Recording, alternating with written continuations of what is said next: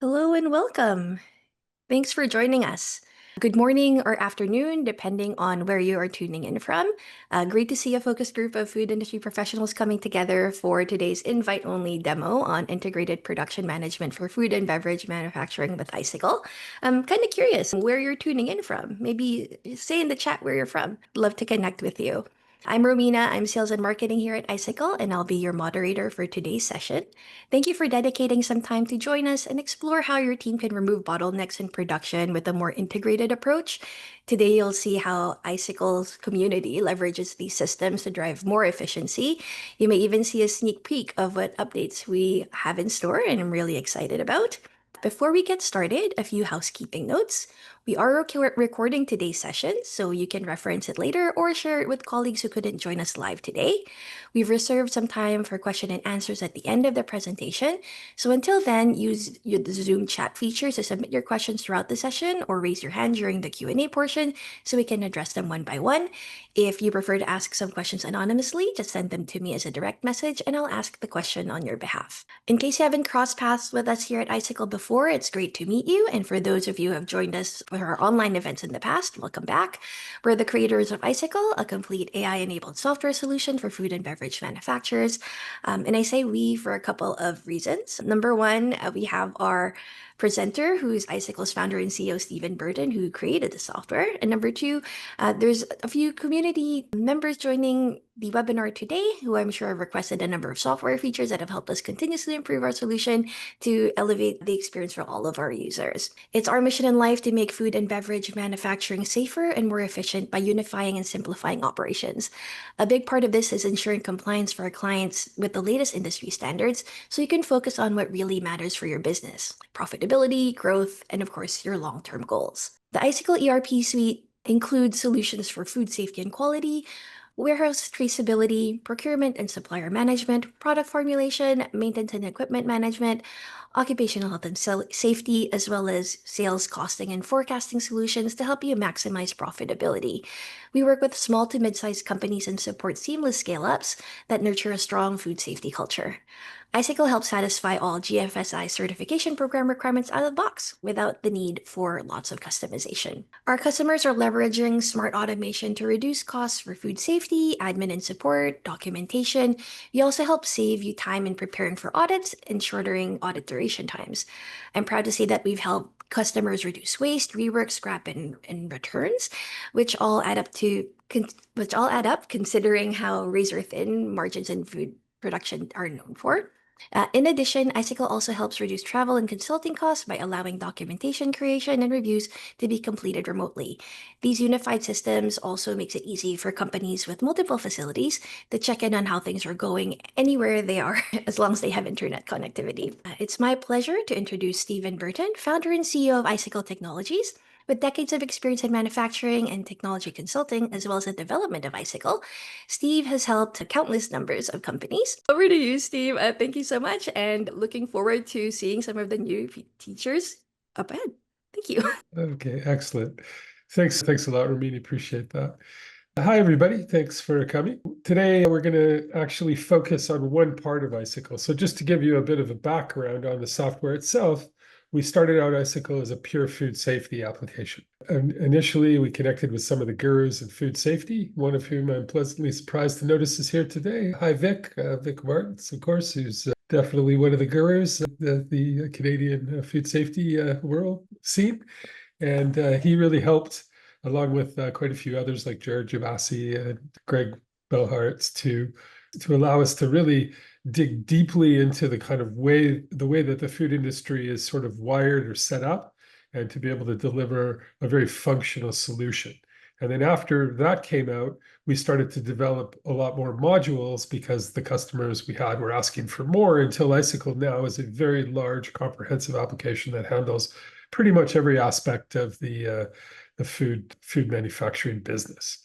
So today we're going to focus on one part, and I'm going to share my screen with you. And here we go. Should be able to see the screen. And what this is the homepage of Icicle. So Icicle is a cloud-based application that handles, as I mentioned, food safety, production, logistics, procurement, sales, maintenance, occupational health and safety.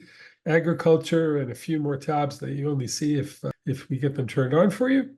But the one that we're going to really focus on today is this one, which is production. So I'm going to walk you through a number of different screens that I've kind of opened up, and we're going to actually make a product. We're going to first of all show you the design of the product, and then we're going to go through the steps in making the product.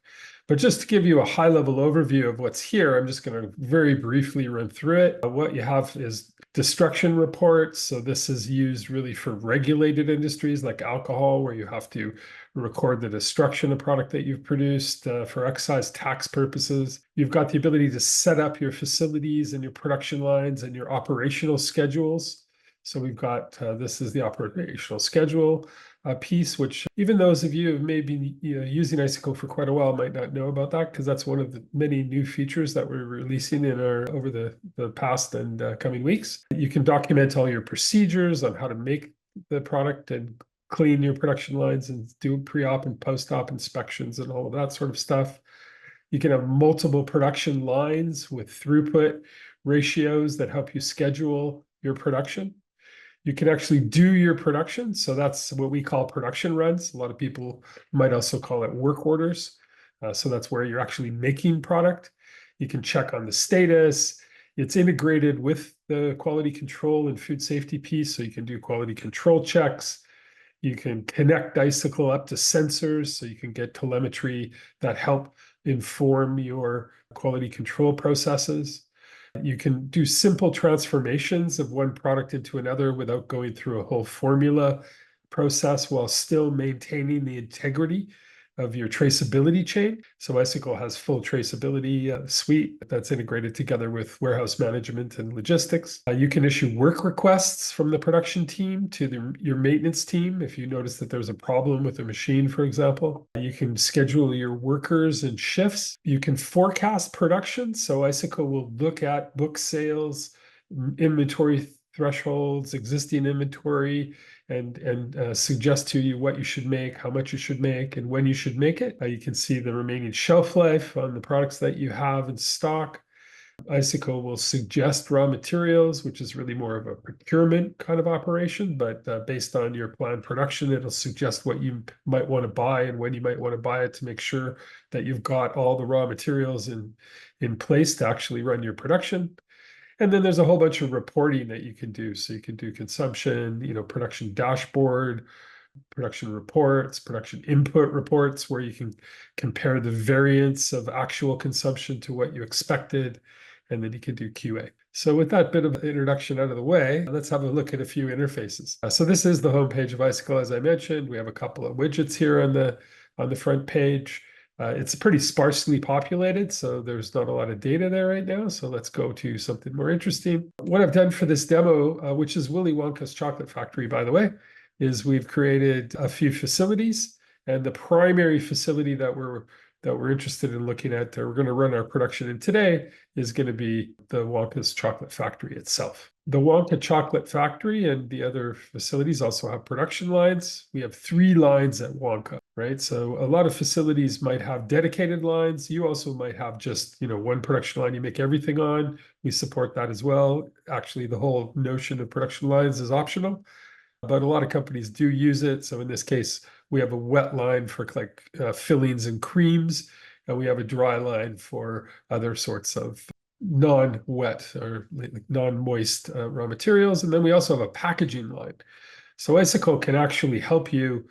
It can model production processes that are multi-stage with many whips in process, and then you're recombining your whips as using them as ingredients in subsequent production stages all the way along until you end up making a finished product.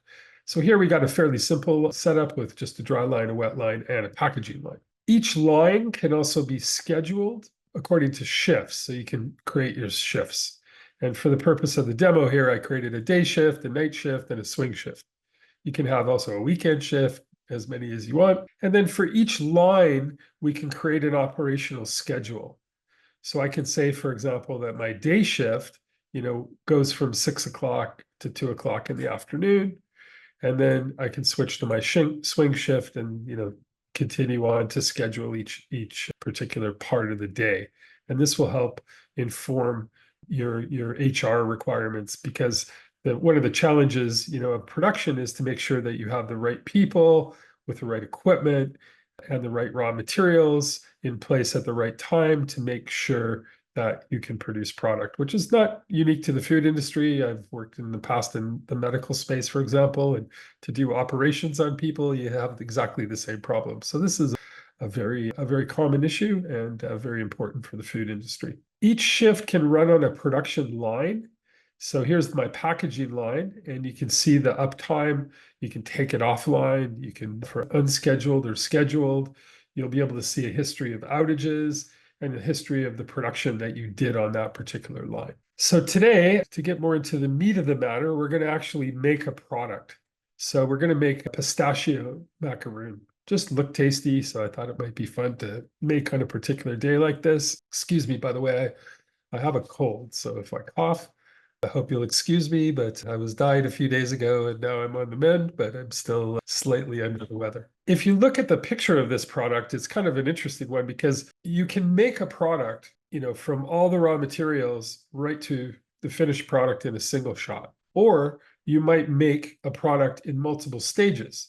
So in this particular case, I've got some macaroon shells, and you can see clearly that I've also got a filling. Now I can do those in separate steps, or I might buy the shells from somebody else, and I just might make the filling and then do the assembly.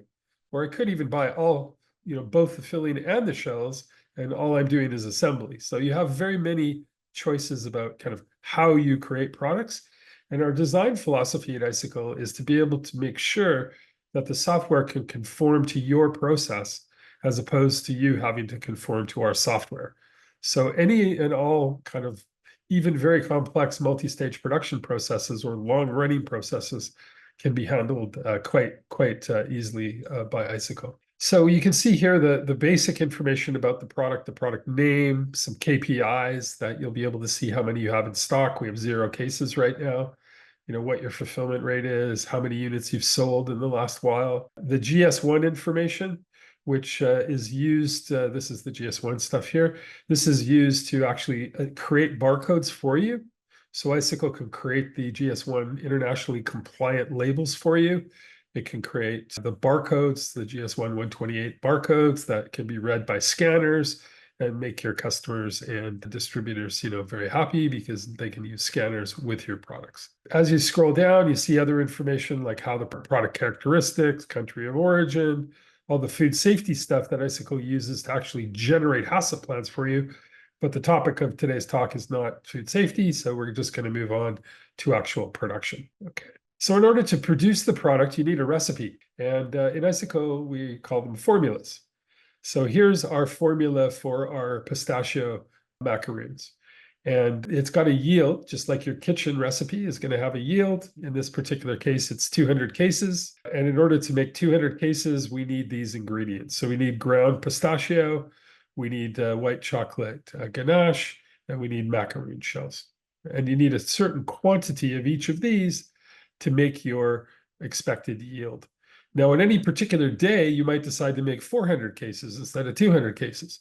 So Icicle will use this information to scale the bill of materials, the BOM for you automatically so that you know that you're using the right quantity of your raw materials to make a specific, target quantity of your finished product or your work in progress. Now, the way I decided to do this one was that I decided that we would buy ground pistachios. We could grind them and have a separate process for that. But I'm assuming we're buying ground pistachios. But we're making our white chocolate ganache, and we're also buying our macaroon shells. Okay. And you don't even have to choose either way. Like you could decide on one particular day to make your shells, but if you don't have enough, you could buy some more from a supplier as well. You can see the costing information, and this will provide the target cost, how much you're expecting per case or per unit to make in terms of to make your yield of finished product in terms of ingredients, materials, packaging, and labor. And you can also put an overhead allocation there if you wish to. As you build the formula, it'll become more and more complete, and you can refresh it at any point along the way if you want to see the current pricing. Okay. I'm not going to go more into formulas. That was the last demo. So formulations, this particular one, we're focusing on production. So we're going to go for production. And as I mentioned previously here, is that the white chocolate ganache is going to be a whip, a work in progress that I'm going to make in order to make my macaroons. So this is the detail page for that. It looks just like the product detail page, the same information as well. You can see I have 900 kilograms of that one in stock. The units that you set, for those of you in the US, can be pounds or anything else that you want. Tons, doesn't matter. System's completely agnostic. This particular one just happens to be kilograms. And as I scroll down, though, I'll find one interesting field, which is this notion of derived ingredient. So any product that you can create, you can set to also be an ingredient.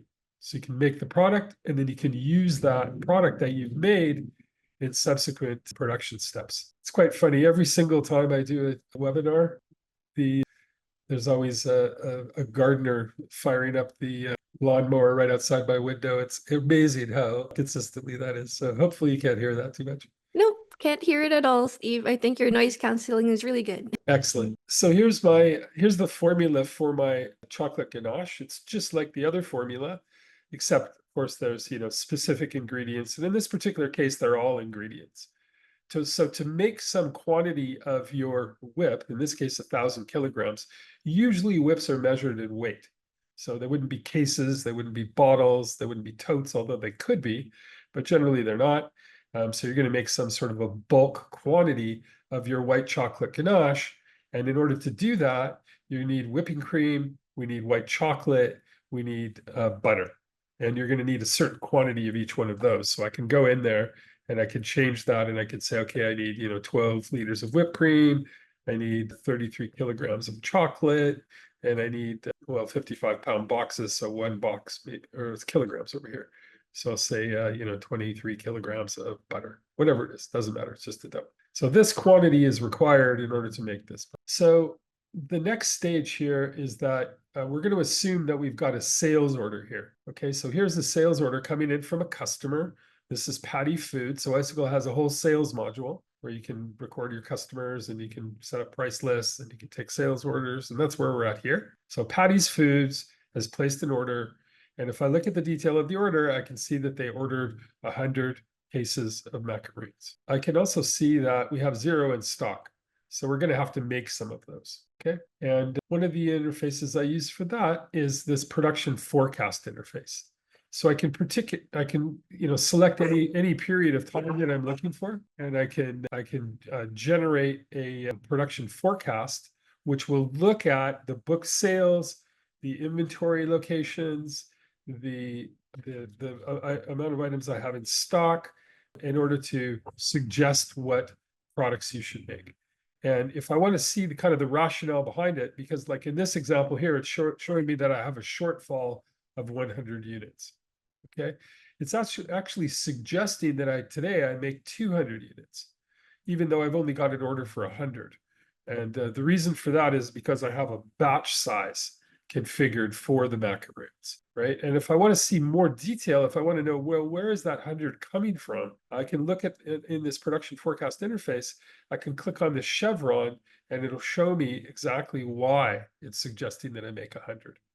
So in this case, I don't have any in stock. I have 0 in stock.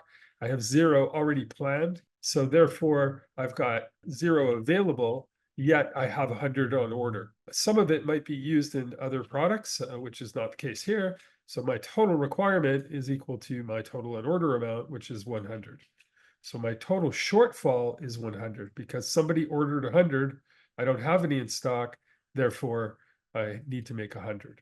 So it's going to round it up to the next batch size and suggest that I make 200. Okay. At that point, I can schedule production if I wish to. And I can say, okay, today I'm going to go ahead and make 200 units of that product. Now, there's some sophistication in Icicle that's not fully implemented here. I just noticed it's going to set a best before date automatically if you've defined the shelf life of the product. In this case, I haven't done it. So I'm just going to manually enter that. And I'll say, let's give it a little bit of a shelf life. We're going to go out an extra year. It'll also do the lot code for you in your own lot code format. So we recommend a date-based format. And typically it might be, like in this case, it's going to be year, and then a Julian date, which is the day of the year. You could do month, day, anything that you wanted like that. And when I click save on that, now it's going to tell me that I've successfully scheduled my production. And it's also going to run again just to make sure there's nothing else that I need to really worry about. So at that point, if I go to my production run interface, let me open that one up. So here's my production runs. This is a list of production runs. You can see all the stuff I've made in the past, plus today's date. I've got some pistachio macaroons that I just scheduled 200 units, if you notice, right? I can export, I can activate a scanner and scan a barcode to pop the production record for this particular thing. I can search by all of these different search fields if I want to. But the other thing that I can do, which I'm going to do first now, which is actually a new interface. In fact, you are the first people ever to see it outside of our own team. It's not linked to the menu yet, and let's hope it works because it's not finished QA testing either. But what this one does is it allows you to schedule the individual production on a particular line. You can look at the various production lines that we have at my particular facility, and I can see the production that's waiting to be scheduled on, in this particular week time window. And then I can move it over and I can drop it into the day that, the time and date that I'm planning to make it. Okay. So this will allow me to schedule the production in that way. And each production has each line has a particular throughput in terms of per units, and the size of the window will get bigger or larger, in each window, so that it shows you to the nearest hour the amount of time that this is going to consume on this production line. And then when I save this, this is going to schedule it at that particular time. Hopefully that makes sense to you. Okay, so I can set up multiple different productions on the same day. I can make sure that my particular line is not over capacity. Okay. So if I go back to my production run again, this is the main production run page. So this one is used typically by like the production supervisor or the owner of the company, the plant manager, somebody that wants to see the complete view of the production. We do have specialized interfaces that are used only for the people that are adding raw materials, only doing QC checks, but this particular one is for everything. Okay, so you have a lot of things that you can do across the top. You can edit your production run if you want to change the quantity or something like that. You can clone it. You can bring up a report that shows you all the inputs and outputs. You've got an input trace, so this will allow you to run a report essentially that'll show you exactly everything that was in this production run. We do have a dedicated traceability report that already creates all the mass balance for you and everything else. But if you just want to do a quick trace to track down a raw material inside a production run, you can do that using this. You can generate a label, a case label for the item, either a 2D or a 1D. You can generate a PDF version of this production run. You could generate a suggested raw material report that you can give to your logistics people that's going to tell them that they need to go out into the facility and grab various things. In this case, we have macaroon shells, 1,000 units in stock. It'll tell you what lot to use in FIFO order so that you make sure that you're always using your oldest raw material first. And then in terms of the other items, like if you use our purchasing suggestion feature, you'll never run into this situation where we have items out of stock, because that'll just totally kill your productivity, because now you've got people and equipment waiting around, but you don't have the raw materials. So please use our procurement module to make sure that this never happens. Okay. Other things you can do with this is as you add your raw materials, you're going to be able to see what the costs were for this particular production run. And this cost is going to be actual costs. So most systems that you look at will use standard costing, but will give you a much more accurate cost, the real cost at the lot code level. Now, in order to add my raw materials, which are here, my ingredients, so two ways I can do it. I can look at I can add it directly from this interface here, or I could also, do I have any macaroons in stock? Yeah. So if I can click on the chevron here, and it'll show me all the items that I have in stock, where they're located, and this will be by lot code. So I can go here and I can see how many are required, 414. I can see how many I have in stock, 1,000 at that location.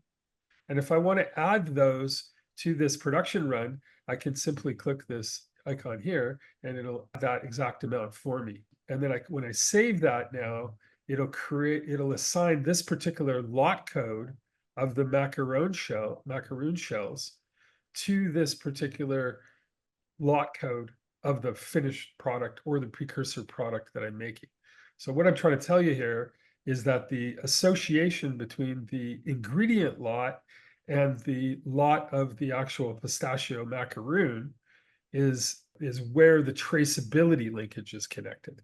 And there's detailed inventory transactions that will track all of this through unlimited sort of iterations of the production process in order to get you to the place where you can do your traceability exercise.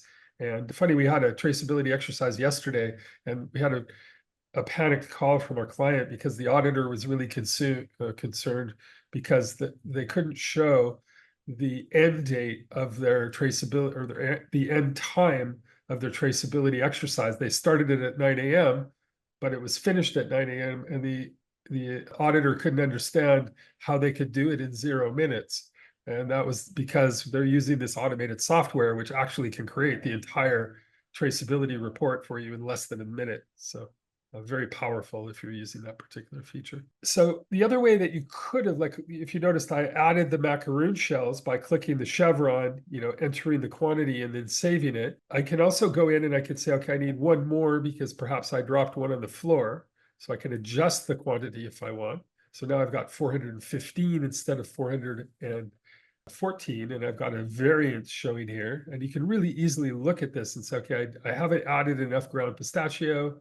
My white chocolate ganache, I haven't added that yet. So it's very easy to tell what you've added and what you haven't. And if it's over or under, it'll show you that too. The costing gets updated automatically. And the other way that I could enter things into the is to go to the scan icon, scan a particular item, and then I can pop the record and then save it from here, as opposed to entering it manually searching for it.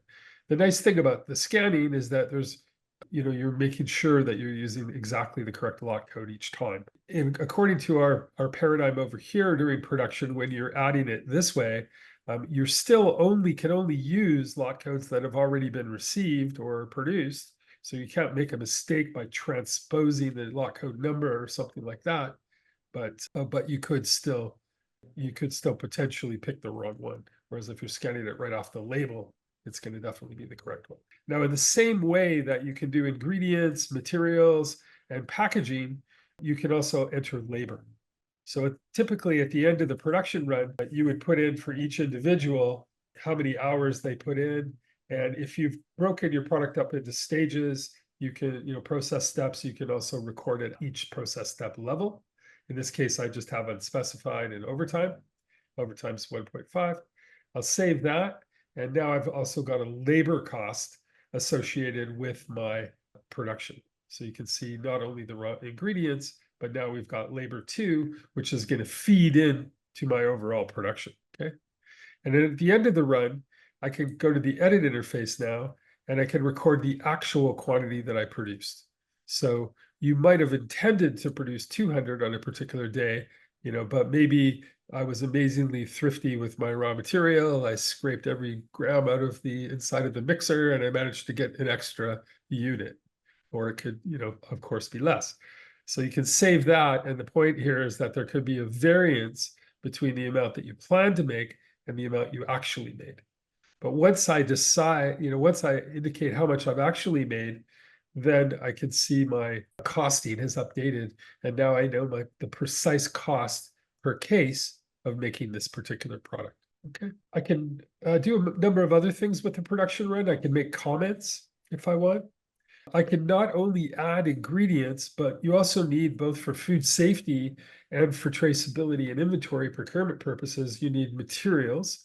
These are going to be processing aids like lubricants, sanitizers, all that sort of thing. You can add packaging if you've got any. And you can also add labor like I just demonstrated a second ago. You can provide detailed instructions to your workers, like the text part of the recipe. You can do that in the formula. You can record byproducts like a rework, or you could use that, for example, to make different pack sizes during the same run. You can white label for other people if you're putting different labels on products. You can set up timers. The system will generate barcodes, the GS1 128 compliant barcodes, both 1D and 2D for your production run. And you can do quality control checks. So in this particular case, my QC staff can come by and they can enter in the quality control, quantity. If it's outside the acceptable range, you're going to get a visual warning, but it'll still allow you to record the value because maybe it really is outside, but ideally you're going to want to have things that are inside your acceptable ranges. You notice here that there's actually a critical high, critical low. These are going to be the point beyond which you're going to have to do rework. It's going to be a non-conformity, but you can also set kind of tighter operational limits inside. And the purpose of this is so that if it goes over, in this case, 2.8, you're going to get an alert before it goes critical. So that's the idea. So you can take action when you see things start to go off the rails before they fully do. Okay. I need to indicate the tester, which would normally be the person using this interface, but I'm not at that facility, so I had to specify it. And when I do that, now I've got a QC, I've got a quality control check here, and I can generate from the production interface this interface here, which is going to allow the user to generate a certificate of analysis that you can then give to your customer along with the shipment to give them confidence that the product you produced is within the reference range that you promised them. Okay. Beyond that, I can issue work requests directly from here.